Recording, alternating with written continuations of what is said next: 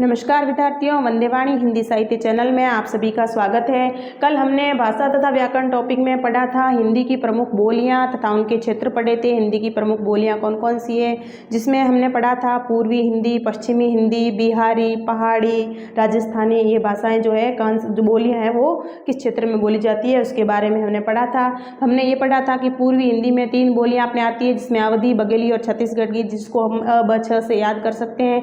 दूसरी जो पश्चिमी हिंदी, इसमें खड़ी बोली जिसको कोरवी भी कहते हैं, ब्रज, बांगरू जिसे हरियाणवी भी कहते हैं, कन्नौजी, ये जो है पश्चिमी हिंदी में आएगी। और उसके बाद में हमने पढ़ा था राजस्थानी, जिसमें मैंने कहा था कि इसमें मारवाड़ी, मेवाती और मेवाड़ी और हाड़ौती आएगी। और बिहारी में मैंने कहा था मैथिली, मगही और भोजपुरी।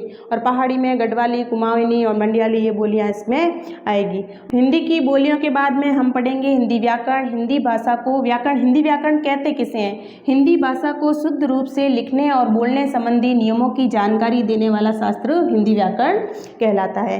अब हिंदी व्याकरण को मोटे तौर पर 3 वर्गों में विभाजित किया गया है, जिसमें पहला है वर्ण विचार, दूसरा है शब्द विचार और तीसरा है वाक्य विचार। वर्ण विचार में हम सबसे पहले पढ़ेंगे कि वर्ण होते कितने हैं और वर्णों को कौन कौन भागों में विभाजित किया गया है, स्वर कितने हैं, व्यंजन कितने हैं, वो हम पढ़ेंगे।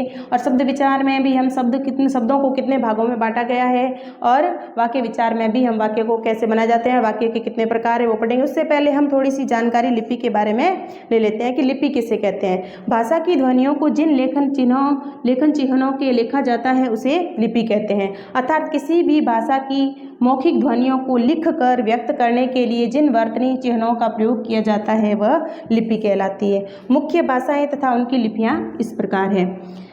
पहले जो मुख्य भाषा है संस्कृत, हिंदी, मराठी, नेपाली, कोंकणी, इनकी जो लिपि है वो देवनागरी है। और अंग्रेजी की लिपि है रोमन, पंजाबी की है गुरुमुखी और उर्दू की है फारसी। इस प्रकार सभी भाषाओं की अपनी अपनी लिपियां हैं। तो विद्यार्थियों, आज के लिए इतना ही टॉपिक। कल हम वर्ण विचार से शुरू करेंगे। धन्यवाद।